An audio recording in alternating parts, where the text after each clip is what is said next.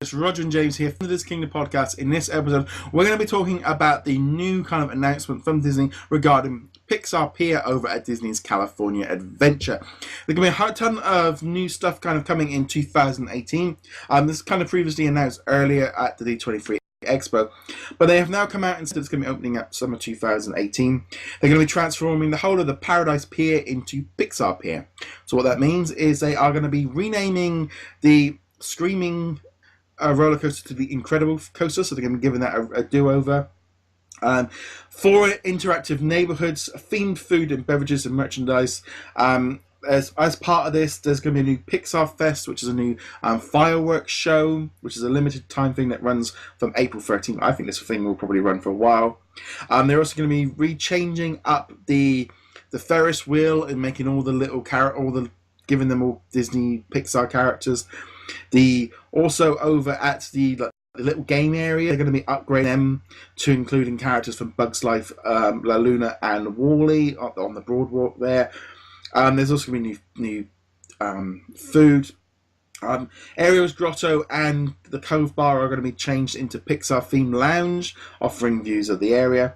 They're going to be closing it in January, and it's going to be reopening. And then the Cove Bar will be briefly in April before its permanent transformation. And there is going to be another area, which is the original Paradise Pier, which is going to be called Paradise Park, which includes the Silly Swings, the Jumping Jellyfish, Goofy School, and the Little Mermaid Undersea Adventure. So it's very much kind of redoing that area, which kind of, on one hand, sounds great. I think from a lot of the historian parts of people don't like anything changing. And it's not so California Adventure anymore, just a Pixar area. But what did you think? I think the only part of this that annoys me is that it's going to be closed when I'm there at the end of January, beginning of February, so I won't get to experience this. And that will probably be the last time I'm going to be at Disneyland for a long time, just because it's such a long trip. But honestly, yeah, I know it's longer for you. Let's be quiet. Honestly, I have no problem with this. I get the complaint that people have, the same one that they had with the Tower of Terror getting turned into the Guardians of the Galaxy. It's the same one that happens anytime they rebrand one of these. But I'll say the same thing that I say every single time. Disney World, Disneyland, California Adventure, all these parks, they're meant to be constantly evolving. And yes, they're adding, Star Wars Land and all that stuff, but they don't have room to expand. So if they're going to keep updating stuff, it means that older stuff, and we can't go too old with stuff that's in California Adventure because it's a relatively recent park. They're going to get replaced. But Screamin' is still going to be the same coaster. It's just going to be Incredibles themed. They're not rebuilding this roller coaster, which would be silly. There are things that are rebuilding, but the coaster's not one of them. The wheel it's just getting themed differently. And you know what? The parks are becoming less and less of like original IPs and more let's take advantage of our popular IPs. And yeah, you can make an argument it'd be nice if they continued to create new stuff like in the old days when you had Davy Crockett and Tom Sawyer's Island and stuff like that. But if I was a kid, I'd much Davy rather. Crockett was based on the TV show, right? Of course, and I mean, and Tom Sawyer as well. But you've got like the Jungle Cruise, and you've got Haunted Mansion wasn't based on anything. Yeah. Pirates of the Caribbean was a completely new IP at the time. But if I'm a kid today and I'm going to Disneyland, I would much rather go on something familiar like The Incredibles, because I love The Incredibles, and there's the new movie coming out next year and stuff, as opposed to just generic screaming roller coaster with giant Mickey head and nothing else Disney about it. There's that kind of there's a couple of different ideas from there. First off, the idea of like original IPs and doing this. The problem is for me is when that gets brought up is like when Disneyland got created. It's hard to imagine Disney only having a handful of franchises because we're so used to this array of just so much that back then they didn't have as many. He had to create new because he didn't have them. He didn't have all these. They only had a few movies, a few TV shows. They didn't have enough to spread out for the whole, so they had to create new content.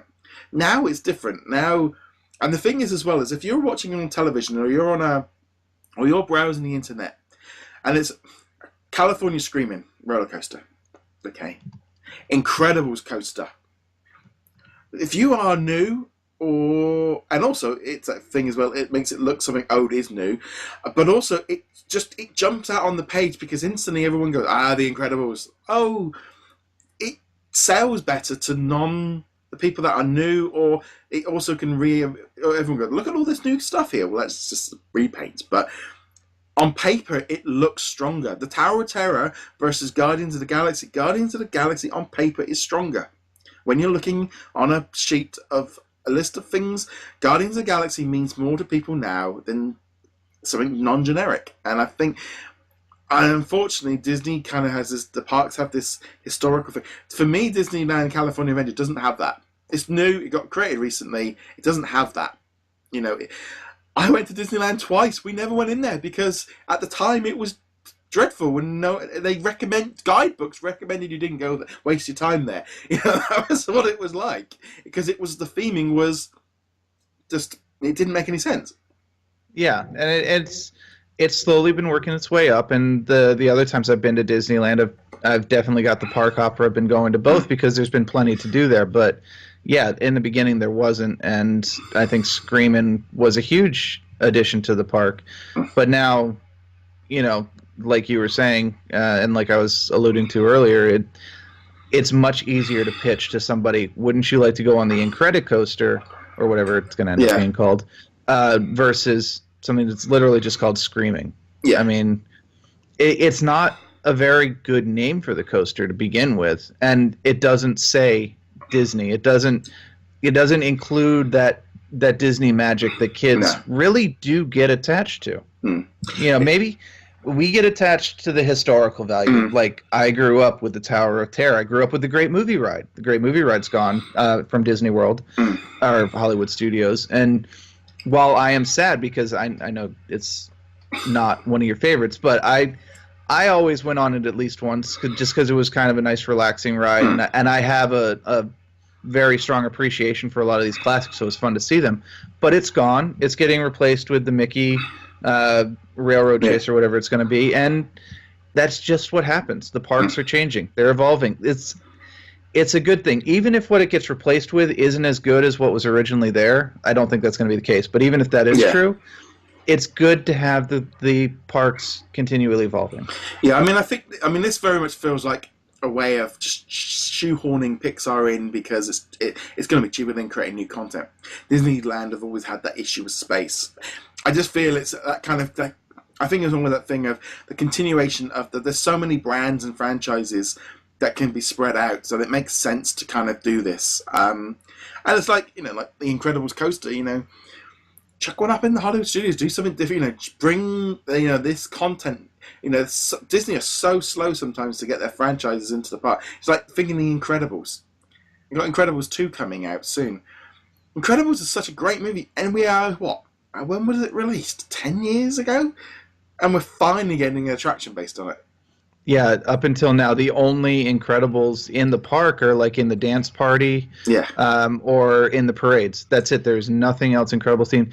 There are no rides or attractions or even characters from any movie more recent than Frozen. Yeah, you know, you might have character interactions, like Moana. Attractions, but you can meet Moana.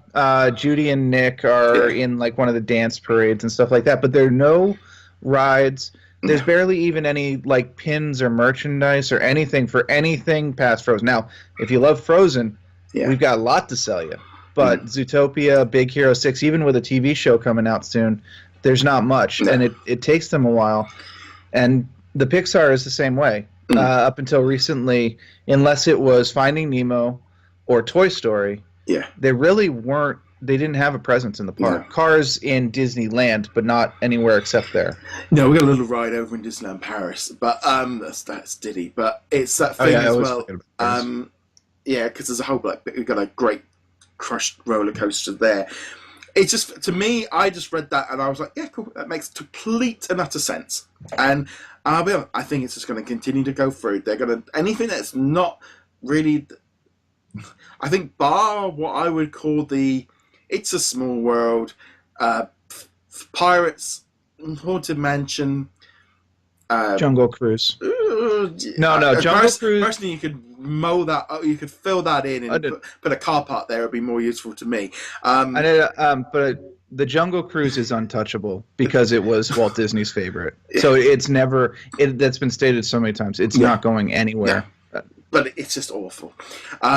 It's that thing of, there are certain attractions that I think have got like they will tweak them. I mean, Moana going into Tiki Room or something like that. They will tweak them and adjust them. But there are certain ones I think have become a little bit like we need to keep that. That's a safe one.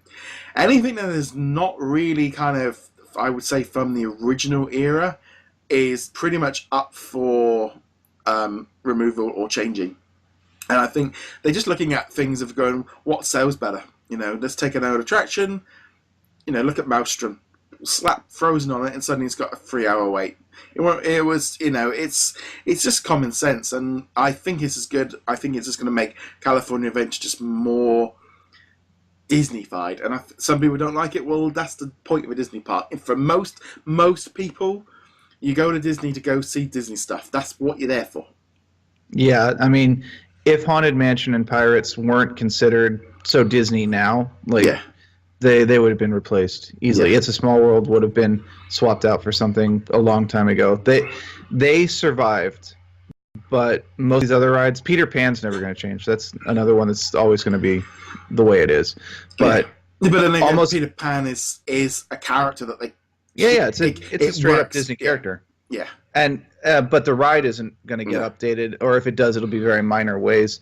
But everything else, fair game, and it sucks if your favorite ride gets run over to become the new Frozen or the new Zootopia Big Hero 6 ride that replaces that ride that was the one you always went on every time you went to the park. It was your favorite ride. That sucks, but it's going to happen one way or another, and they can never take away your memories. There's that too. I know that sounds like a really, really lame excuse, but it is true though. Yeah, and they've got to appeal to kids making memories now. Yeah, and the kids would much rather do stuff with recognizable characters. The Twilight Zone's awesome. I love the Twilight Zone. But most kids don't know what the Twilight Zone is, and most of them wouldn't appreciate it because they're really too young to understand what it is. And also, if Disney are paying another company for licenses, and they're going, we've got 1,000 different licenses that we own, why are we paying them for something else that no one knows about anymore? Just common sense, really. From that point of view. But we'd love to know your thoughts on Pixar Pier, of the new changes and stuff. Obviously, I'd love to know what you guys think. As per usual, you can follow, and subscribe on the different video and audio platforms. You can also find us on all the different social medias, Twitter, Pinterest, etc. But definitely check out the website. James, where can they find you? From me at heroiclegacy.com. And on that, guys, thank you very much for watching. See you guys soon. Later.